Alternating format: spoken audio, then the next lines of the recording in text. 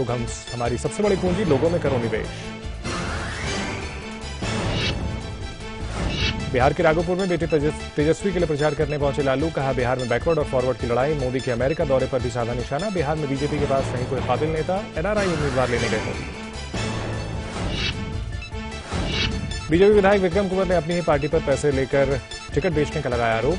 कहा, शहाबुद्दीन के शूटर को 2 करोड़ में दिया गया टिकट। विधानसभा फर्जी नियुक्ति मामले में कांग्रेस नेता दिग्विजय सिंह को पुलिस का नोटिस। दिग्विजय पर सीएम रहते फर्जी नियुक्तियां करने का आरोप। 30 सितंबर तक देना है जवाब।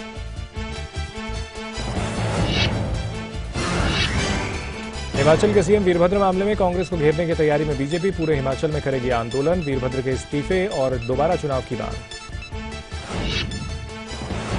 पश्चिम बंगाल के पूर्वी मिदनापुर में जहरीली शराब पीने से 6 की मौत। 30 अस्पताल में भर्ती, नहीं हुई किसी की गिरफ्तारी। पीएसएलवी C30 की उल्टी गिनती शुरू। 28 सितंबर को श्रीहरिकोटा से होगा लॉन्च। गुजरात के जूनागढ़ में बीजेपी सांसद राजेश चुडासमा ने की नोटों की बारिश। गणपति विसर्जन से पहले 3 घंटे तक हवा में उड़ाए लाखों रुपए। और गणेशोत्सव का आज आखिरी दिन। मुंबई के अलग अलग इलाकों में हो रहा है गणपति विसर्जन। फिल्मी सितारे भी कर रहे हैं विसर्जन।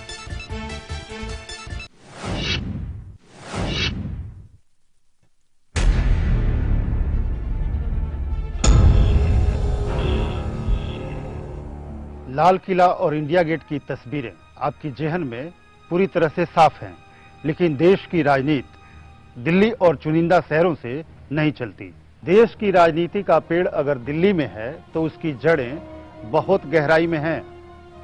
ऐसी ही एक जड़ इस जगह पर भी थी, जिससे निकले हुए शाखा ने राजनीति की हर ऊंचाई को छुआ। बिहार की राजनीति और उसकी विरासत की कहानी का सबसे पहला और बड़ा नाम कोई है तो वो है देश के पहले राष्ट्रपति डॉक्टर राजेंद्र प्रसाद। घर में एक गली है, जिस गली से निकल के जो उनके पुराने सहयोगी थे, उनके दरवाजे पर राष्ट्रपति होने के बाद भी धीरे से निकल जाते थे। राजेंद्र प्रभु के पास ऐसी शक्ति थी, आत्मबल, आत्मविश्वास, आत्मानुभव। डॉक्टर राजेंद्र प्रसाद या राजन बाबू का असर न सिर्फ देश की आजादी बल्कि हमारे आज की जिंदगी पर भी पड़ा है। लेकिन आखिर वो कैसे राज्य के सबसे असरदार नेताओं में शुमार किए जाते हैं, जानने के लिए जाना पड़ेगा पटना से थोड़ी दूर सीवान, जहां 3 दिसंबर 1884 को उनका जन्म हुआ। ये वही वक्त था जब धीरे धीरे भारतीयों को राजनीतिक अधिकार दिए जाने की मांग उठने लगी थी। अगले ही साल यानी 1885 में भारतीय राष्ट्रीय कांग्रेस बनाई गई। प्यार से राजेन कहे जाने वाले राजेंद्र प्रसाद ने शुरुआती तालीम ली एक मौलवी के पास। ये तालीम अहम होने वाली थी क्योंकि यहां से राजेन का व्यक्तित्व वो बदलाव लाने वाला था जो आगे चलकर आजादी की लड़ाई में एक अहम भूमिका निभाता। लेकिन आमतौर पर डॉक्टर राजेंद्र प्रसाद की राजनीतिक अहमियत के बारे में ज्यादातर लोग जानते नहीं हैं। राजेंद्र बाबू को हिंदुस्तान की जनता ने भारत रत्न से पहले देश रत्न कहा है, इसलिए उनकी शख्सियत के ऊपर हिंदुस्तानियों ने उनको सम्मान देने में कहीं पर कंजूसी नहीं की। राजेंद्र बाबू को अजात शत्रु ऐसे ही नहीं कहा जाता है। आप बताइए किसी दूसरे नेता को अजात शत्रु कहा गया? राजेंद्र प्रसाद की बिहार राजनीति में भूमिका राष्ट्रपति बनने से कई साल पहले शुरू हो गई थी। 1905 में अंग्रेजों ने बंगाल का विभाजन कर दिया। ये एक बड़ा फैसला था। यूनिवर्सिटी में पढ़ रहे राजेंद्र पर भी इसका असर पड़ा और वो राजनीति की तरफ खास ध्यान देने लगे। इसी दौरान गोपाल कृष्ण गोखले ने सर्वेंट्स ऑफ इंडिया की स्थापना की, जिसका मकसद था ऐसे लोगों को तैयार करना जो भारत में संवैधानिक सुधार कर सके। गोखले ने राजन बाबू से सोसाइटी में शामिल होने के लिए कहा, लेकिन गांव से आए परिवार की जिम्मेदारी को सबसे ऊपर मानने वाले राजेंद्र प्रसाद ने वकालत करने का फैसला किया और सोसाइटी में शामिल होने से इनकार कर दिया। वो कांग्रेस से जुड़े रहे, लेकिन ज्यादातर वक्त वकालत में लगता। राजनीति की तरफ जल्द ही उनका और झुकाव होने वाला था। वो पहली बार 1906 में वॉलंटियर के तौर पर कांग्रेस के कलकत्ता अधिवेशन में शामिल हुए। इसी अधिवेशन में स्वराज की मांग उठी थी। कांग्रेस नरमपंथ और गरमपंथ को साथ लाने की कोशिश में थी। दोनों ही धड़ों में संघर्ष बढ़ रहा था। भारत की आजादी की राह में यह अधिवेशन बेहद अहम मोड़ था और इस सब का गवाह बन रहे थे युवा राजेन। 1906 अधिवेशन में पहली बार स्वराज, स्वदेशी, बहिष्कार और राष्ट्रीय शिक्षा प्रस्ताव पास किए गए। 22 साल की उम्र में राजेन बाबू देश का भविष्य तय होते देख रहे थे। वो शुरू से कलकत्ता में जब यूनिवर्सिटी में पढ़ते थे तो ये गोखले के जो ऑर्गेनाइजेशन था फ्रेंड्स ऑफ इंडिया सोसाइटी, उसके वो एक्टिव मेंबर थे। कांग्रेस में दो फाड़ हो चुके थे। एक धड़ा लाला लाजपत राय को अध्यक्ष बनाना चाहता था और दूसरा रास बिहारी बोस को। राजेंद्र बाबू नरमपंथ की तरफ ज्यादा थे। ऐसे में 1911 में दोबारा कांग्रेस का अधिवेशन कलकत्ता में आयोजित हुआ। अब तक डॉक्टर राजेंद्र प्रसाद की गिनती बेहतरीन वकीलों में होने लगी। 1911 का कांग्रेस अधिवेशन बेहद अहम था। इसी में गुरुदेव रविंद्रनाथ टैगोर ने पहली बार जन गण मन गाया। जन गण मन अधिनायक जय हे भारत भाग्य विधाता। इसी साल देश की राजधानी कलकत्ता से दिल्ली बनाई गई थी। राजेन बाबू का कांग्रेस में सक्रिय सदस्य बनना अहम भूमिका निभाने वाला था।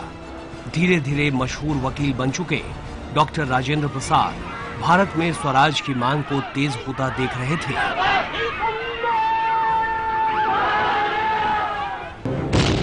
अगला अहम मोड़ आया 1914 में, जब पहला विश्व युद्ध हुआ।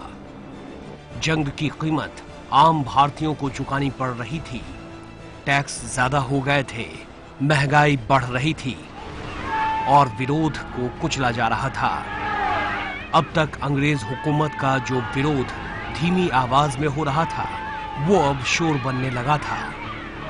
1916 में होने वाली एक मुलाकात ने राजेंद्र प्रसाद के जीवन की दिशा ही बदल दी।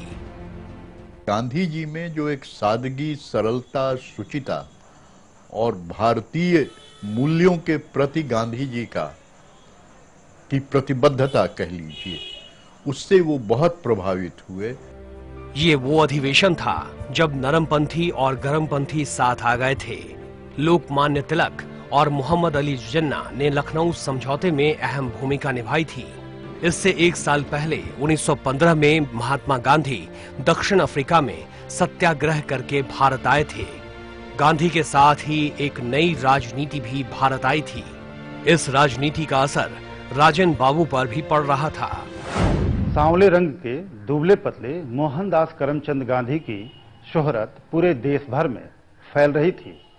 आजादी की लड़ाई, गांधी के अभियान और राजेंद्र प्रसाद की जिंदगी पर चंपारण का बड़ा ही महत्व था। चंपारण के किसानों की हालत ने राजेंद्र प्रसाद को झकझोर दिया। अंग्रेज चाहते थे कि इस इलाके के किसान अनाज के बजाय नील की खेती करें, जबकि किसान इस बात से नाराज थे। ये नाराजगी टकराव की शक्ल ले रही थी। इस विरोध को बेदर्दी से कुचला जा रहा था। उस पर ब्रिटिश हुकूमत ने किसानों पर टैक्स भी बढ़ा दिए। 1914 और 1916 में किसानों ने बगावत कर दी। इन्हीं किसानों में से एक राजकुमार शुक्ल ने कई कांग्रेसी नेताओं से मुलाकात कर उन्हें हालात के बारे में बताया। शुरुआत में महात्मा गांधी ने भी मामले में खास दिलचस्पी नहीं ली, लेकिन जब गांधी जी को एहसास हुआ तो उन्होंने चंपारण जाने का फैसला लिया। उन्होंने डॉक्टर राजेंद्र प्रसाद को भी हालात समझने के लिए जाने को कहा। यहीं से राजेन बाबू वकालत का अच्छा खासा काम छोड़कर पूरी तरह से देश सेवा में लग गए। मशहूर वकील डॉक्टर राजेंद्र प्रसाद अब राजनीतिक रूप से काफी सक्रिय होने लगे थे और उनका कद दिनों दिन बढ़ता जा रहा था। बिहार और बिहारियों की राजनीतिक विरासत राजेंद्र प्रसाद ने कैसे दी, देखेंगे एक ब्रेक के बाद।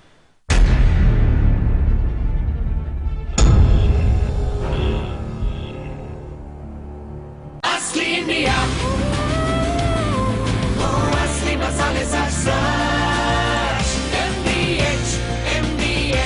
Yes in India. अक्सर लोग केमिकल एलर्जी की वजह से हेयर कलर करने से डरते हैं, लेकिन अब पहली बार आयुर्वेदिक मेडिसिन के रूप में नो केमिकल एलर्जी दीवाल PH+।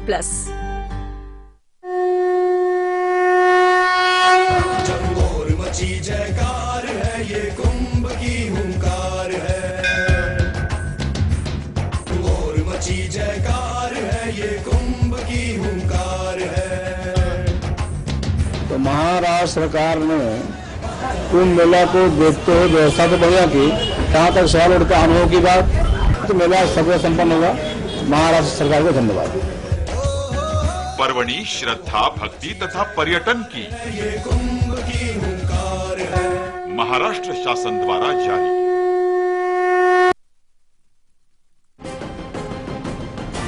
नरेंद्र मोदी के अमेरिका यात्रा से जुड़ी हर खबर देखिए लाइव इंडिया पर मेरे साथ सीधे न्यूयॉर्क से।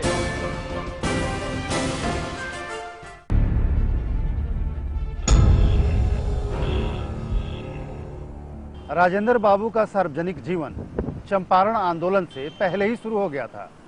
1914 में जब बंगाल में भयानक बाढ़ आई, तब राजेंद्र बाबू वहां लोगों की दिन भर मदद करते और रात में जहां जगह मिलती वहीं सो जाते। 1920 को असहयोग आंदोलन के लिए जाना जाता है। यहां राजेंद्र बाबू के लिए बहुत महत्वपूर्ण मोड़ था। असहयोग आंदोलन की नींव पहले ही पड़नी शुरू हो गई थी। खास तौर पर 1919 में दो अहम घटनाओं ने राजेंद्र बाबू को बापू के और करीब ला दिया था। पहला था रॉलेट एक्ट। इसके तहत अंग्रेज बिना किसी इजाजत के राजनीतिक विरोधियों को जेल में डाल सकते थे। और दूसरा था जलियांवाला कांड। जनरल डायर को लगा कि अमृतसर में गोलियां चलाने से पूरे देश में लोग सहम जाएंगे, जबकि हुआ इसका ठीक उल्टा।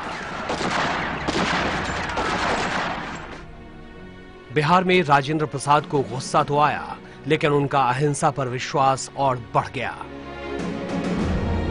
वकालत अब भी चल रही थी और वकालत के साथ डॉक्टर राजेंद्र प्रसाद लोगों के साथ लाने की मुहिम में और तेजी से जुट गए।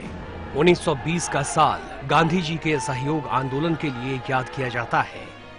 गांधी जी की पुकार पर राजेंद्र बाबू ने वकालत पूरी तरह छोड़ दी, साथ ही यूनिवर्सिटी में पढ़ाना भी बंद कर दिया। जमा जमाया काम छोड़ा ही, साथ ही विदेशी संस्थानों के बहिष्कार की पुकार पर अपने बेटे मृत्युंजय प्रसाद से कहा कि वो भी अंग्रेजी संस्थान में पढ़ाई छोड़कर बिहार विद्यापीठ में दाखिला ले। विद्यापीठ की स्थापना उन्होंने ही भारतीय परंपराओं को ध्यान में रखते हुए की थी। अब राजेंद्र बाबू पूरी तरह से गांधी जी और देश सेवा के लिए समर्पित हो चुके थे। गांधी जी ने कहा अपने मुखारबिंद से कि राजेंद्र के बिना एक पग हम आगे नहीं बढ़ सकते। और क्या महानता बताए उनकी। वकालत की बड़ी क्षति होगी। जो बड़ा लाभ राजनीति को मिलेगा राजेंद्र बाबू के जाने से, वह उतनी ही बड़ी क्षति वकालत छोड़ देने से होगी। ये कमेंट था। वो इतने प्रतिभाशाली व्यक्ति थे कि उनके एग्जामिनर ने लिखा था कॉपी में कि examinee is better than examiner. ऐसा शायद ही किसी की कॉपी में लिखा गया होगा। इसी दौरान वो राहुल सांकृत्यायन के संपर्क में आए। उन्होंने राजेंद्र प्रसाद को अपना गुरु मान लिया।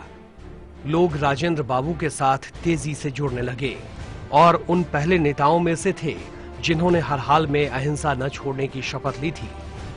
राजेंद्र बाबू ने 1921 में पटना के पास नेशनल कॉलेज शुरू किया, जिसमें उन छात्रों ने दाखिला लिया जो अंग्रेजी संस्थान छोड़कर आए थे। दूसरी तरफ असहयोग आंदोलन पूरे देश में फैल गया था। राजेंद्र बाबू जगह जगह जाते और भाषण देते। उनके अंदर का नेता बाहर आ रहा था।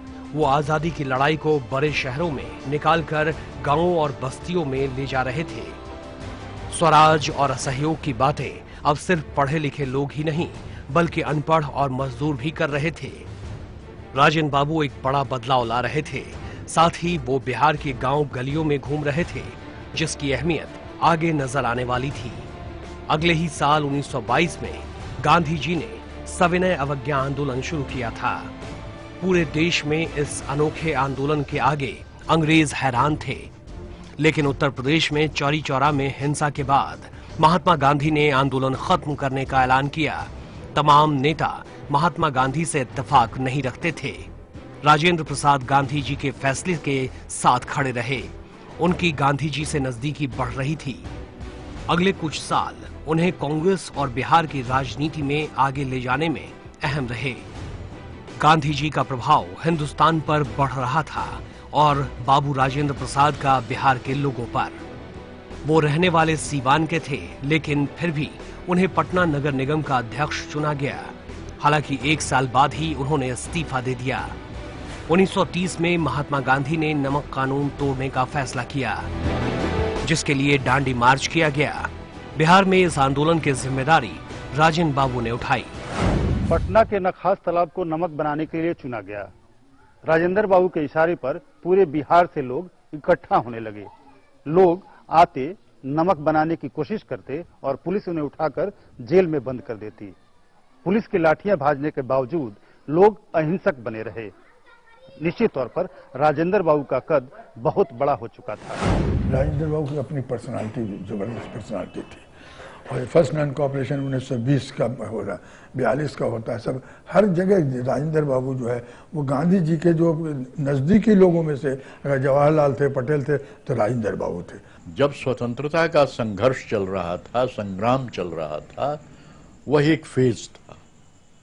उसमें तमाम नेता अगर कह लीजिए उनको, तो तमाम लोग उसमें इन्वॉल्व थे।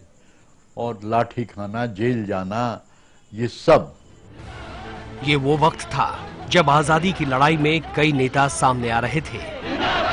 एक तरफ जवाहरलाल नेहरू थे, जिनकी शोहरत में उनकी शान का भी हिस्सा था, जबकि दूसरी तरफ से राजेंद्र बाबू, जो बिल्कुल साधारण दिखते थे। दोनों नेताओं के बीच में कुछ मुद्दों पर रजामंदी भी नहीं थी, लेकिन राजेंद्र बाबू और नेहरू गांधी जी के बताए रास्तों पर ही चलते। 1931 में उन्हें बिहार कांग्रेस का अध्यक्ष बनाया गया। 1934 में एक बड़े भूकंप से बिहार हिल गया। हजारों लोगों की जान चली गई, लाखों बेघर हो गए। इस दौरान राजेंद्र बाबू ने मौत की विनाश लीला के बीच जाकर लोगों की मदद की। ये उनके राष्ट्रीय नेता बनने की तरफ एक बड़ा कदम था। अब वो बिहार के बाहर भी स्वीकार किए जा रहे थे और यही वजह थी 1934 में कांग्रेस के मुंबई अधिवेशन में उन्हें पार्टी का अध्यक्ष चुन लिया गया। अब डॉक्टर राजेंद्र प्रसाद स्वाधीनता संग्राम के मुखिया थे। कांग्रेस अध्यक्ष होने के नाते उनकी जिम्मेवारियां पहले से ज्यादा थीं, तो चुनौतियां उससे भी ज्यादा। डॉक्टर राजेंद्र प्रसाद ने इतिहास के पन्नों पर कैसी छाप छोड़ी, जानेंगे एक ब्रेक के बाद।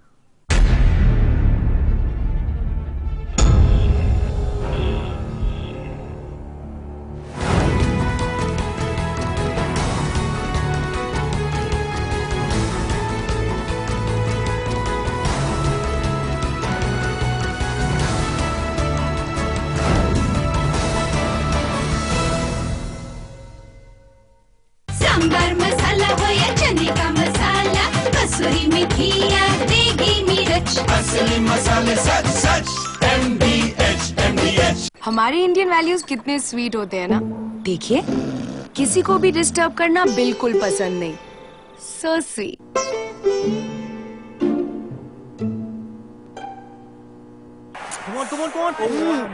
पर टीवी देखते वक्त क्या हो जाता है इंडियन वैल्यूज को? अब नहीं होगा, क्योंकि वीडियोकॉन D2H है हेडफोन्स के साथ। किसी को डिस्टर्ब मत करो और इंडियन वैल्यूज को मेंटेन रखो। Videocon D2H for Indian values. कैसा हो हमारा घर, जो घर से बढ़कर हो, सुकून और खुशी के साथ एक पहचान हो। Presidency infra Heights Yamuna expressway पर लेकर आए हैं एक premium project, presidency Heights, 100% FDI project adjacent to F1 Budh International Circuit. Construction is in full swing. Presidency Infra Heights. More life, more style.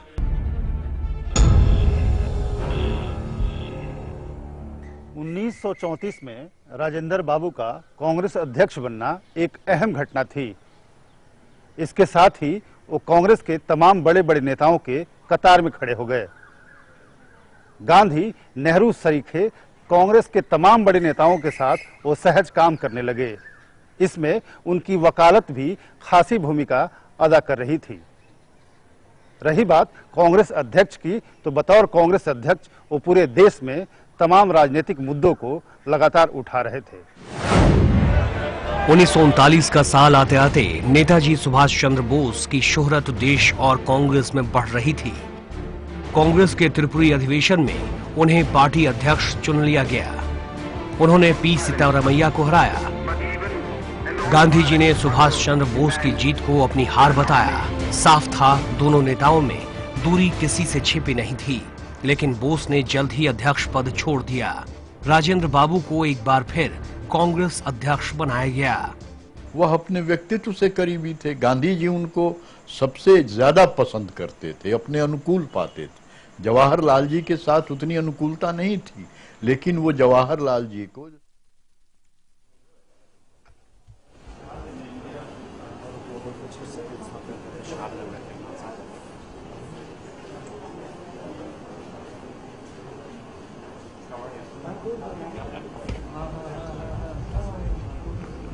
अच्छा सुनो, ये शॉट अगर बोलो तो दोबारा रिपीट करते हैं। अभी सुनो पीएम अभी अंदर चले जाएंगे, अगर चाहो तो दोबारा शॉट रिपीट कर देंगे।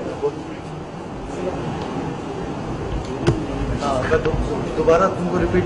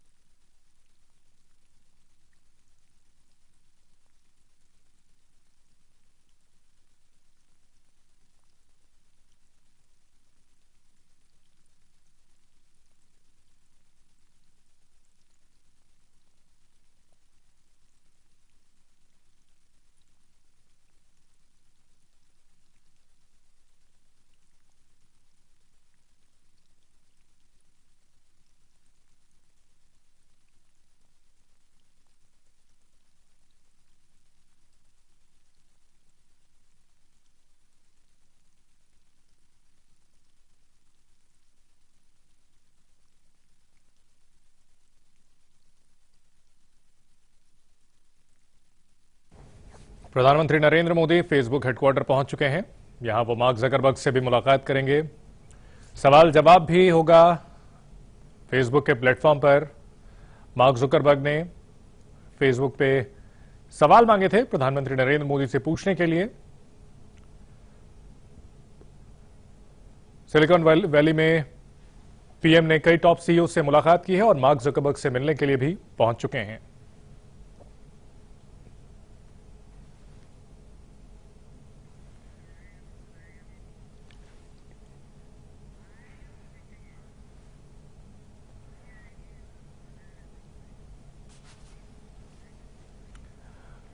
प्रधानमंत्री नरेंद्र मोदी जो अमेरिका दौरे पर हैं, digital India, make in India और डिजाइन इन इंडिया का मंत्र लेकर टॉप सीईओ से मुलाकात कर रहे हैं। पहले उन्होंने गूगल और एप्पल जैसी मल्टीनेशनल कंपनीज के सीईओ से मुलाकात की और अब मार्क ज़करबर्ग से मिलने के लिए फेसबुक के हेडक्वार्टर पहुंचे हैं। पीएम मोदी ने इन मुलाकातों के दौरान तकनीक की अहमियत बताई है सभी को। साथ ही साथ ये भी कहा कि डिजिटल इंडिया के जरिए न सिर्फ भारत आगे बढ़ेगा बल्कि इन कंपनियों को भी काफी फायदा हो सकता है। मार्क ज़करबर्ग ने भी डिजिटल इंडिया को लेकर अपना समर्थन जताया है। फेसबुक हेडक्वार्टर जो लगभग 100 एकड़ में फैला हुआ है। प्रधानमंत्री नरेंद्र मोदी पहुंच चुके हैं फेसबुक के हेडक्वार्टर में। बड़ी संख्या में हिंदुस्तानी इन सभी कंपनियों में काम करते हैं, अहम पदों पर पहुंचे हुए हैं। अमेरिका के सिलिकॉन वैली में हिंदुस्तानियों की भूमिका काफी अहम रही है और पीएम अब इन कंपनियों को डिजाइन इन इंडिया का ऑफर भी दे रहे हैं। पीएम ने सीईओ से मुलाकात के दौरान ई गवर्नेंस के साथ साथ अब एम गवर्नेंस की महत्ता पर जोर दिया है, अहमियत बताई है। अब से थोड़ी देर में, और ये तस्वीरें सीधे हम आपको दिखा रहे हैं, फेसबुक हेडक्वार्टर में हैं। मार्क जकरबर्ग ने अगवानी की है पीएम की, उनका स्वागत किया और पीएम अब फेसबुक हेडक्वार्टर का दौरा करते हुए। फेसबुक एक ऐसा प्लेटफॉर्म जहां दुनिया की तीसरी सबसे बड़ी आबादी होती, यह जिक्र किया है पीएम ने आज अपने भाषण में। करोड़ों लोग इस प्लेटफॉर्म पर जुड़े हुए हैं। दुनिया अब काफी छोटी हो गई है। ट्विटर और फेसबुक जैसे प्लेटफॉर्म के जरिए इन सोशल नेटवर्किंग साइट्स ने लोगों की दूरियों को काफी कम कर दिया है। तकनीक का इस्तेमाल गवर्नेंस में कैसे हो, ये प्रधानमंत्री नरेंद्र मोदी हमेशा कोशिश करते रहे हैं और इस वक्त फेसबुक हेडक्वार्टर में मौजूद हैं पीएम।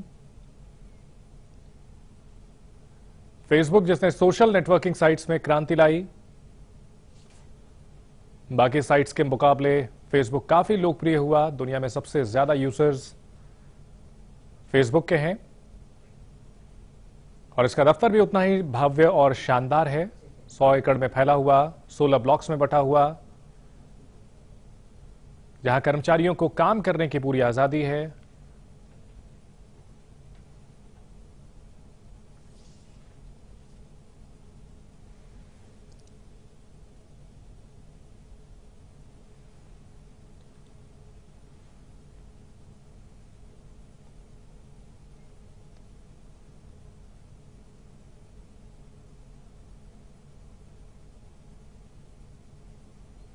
कैलिफोर्निया के फेसबुक हेडक्वार्टर की ये तस्वीरें हम आपको दिखा रहे हैं। मार्क जकरबर्ग पीएम मोदी के साथ। मोदी से सवाल भी पूछे जाएंगे।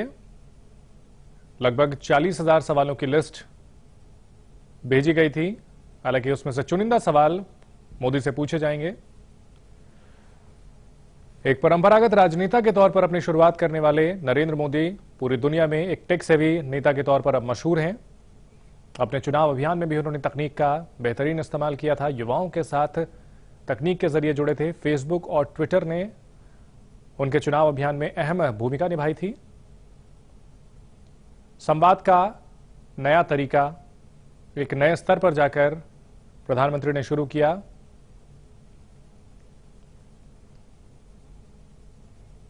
अपने भाषण में भी उन्होंने काफी अहम बात कही थी कि फेसबुक और ट्विटर अब हमारे नए पड़ोसी हो चुके हैं।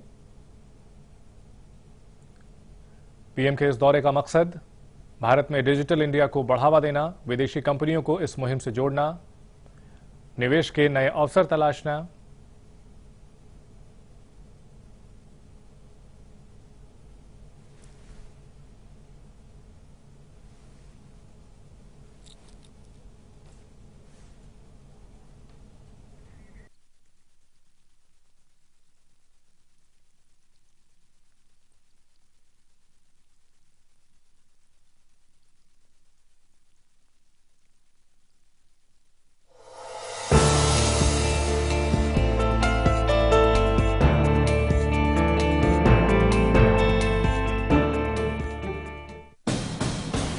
भारतीय प्रधानमंत्री नरेंद्र मोदी के दौरे की पल पल की खबर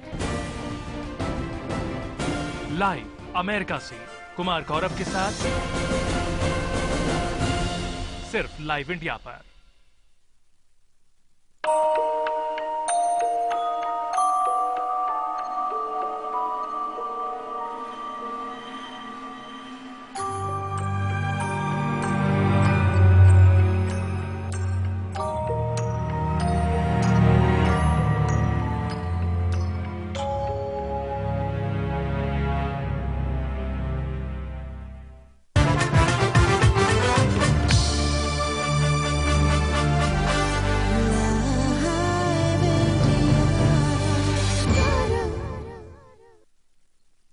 इस कार्यक्रम के प्रायोजक हैं DMR अंडरवेयर बनियान। पहनो बड़े शान से।